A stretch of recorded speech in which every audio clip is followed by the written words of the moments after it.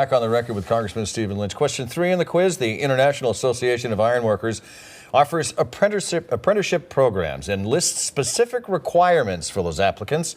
Which of the following items is required?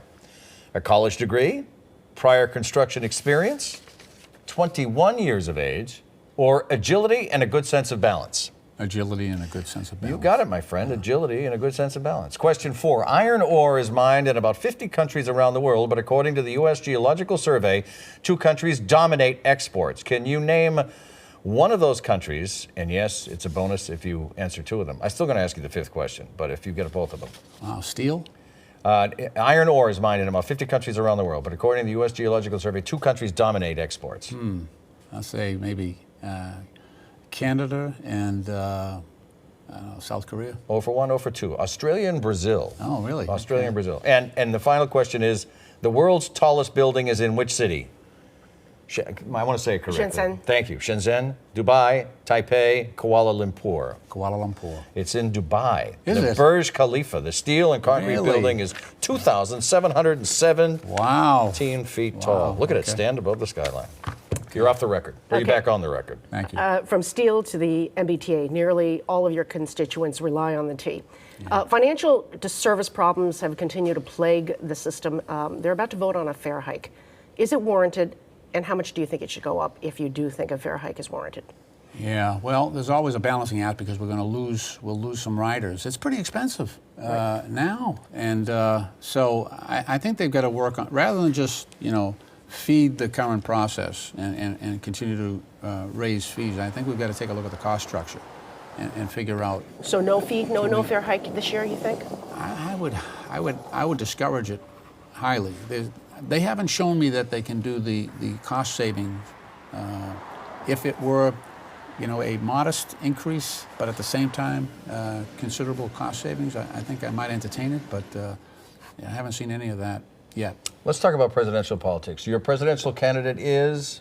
Hillary Clinton. I'll let you say it rather than let me say it.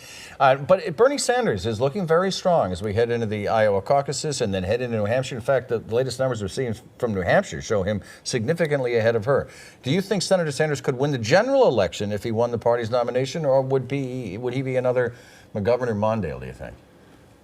Well, I think it would be very difficult for him to win the general. I just don't. I think that while Clinton has been very respectful of him being a socialist, I don't think the Republicans will be as respectful. I think that will be a major issue on their part, and I think there's a significant number of people in this country, age 65 and older, who will not vote for socialist, and I think they will beat that drum constantly in the general election. Now, if we have Donald Trump as the Republican nominee, now we've got probably an equal number of people that are scared to death of him too. So, that'll be different. I think you might see a lot of people staying home if it were Sanders versus Donald Trump, and I think it gives an opening to former mayor there in Michael Bloomberg. Bloomberg in New York. He might be seen as the least evil alternative, by some people. Like you brought up about Donald Trump, let's say he does win the GOP nomination. Let's say he does win the White House. Are you ready to work with the Trump administration? Oh, God. Well, look, I take an oath to support the Constitution, so I got to do what I got to do, I guess. But I hope I'm not led to that eventuality. So the broad answer to that question is yes, but there's a but attached to it, right?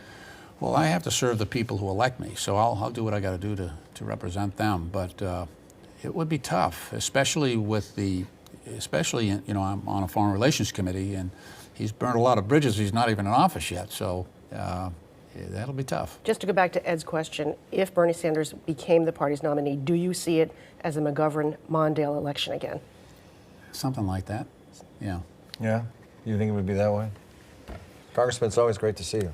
Good to be with you. It's the beginning of a very interesting political year. Oh, it is. It is. In a relatively short period of time, when you hit Super Tuesday by the beginning of March, you'll have a very clear idea of where we are. But the great numbers of people will be narrowed down to a smaller number of people. Right. Are you going to be campaigning for Hillary Clinton up in New Hampshire? I already am. I'm there again this weekend and next weekend. So. Congressman Stephen Lynch has been our guest on the record. We continue with our roundtable conversation. Stay with us.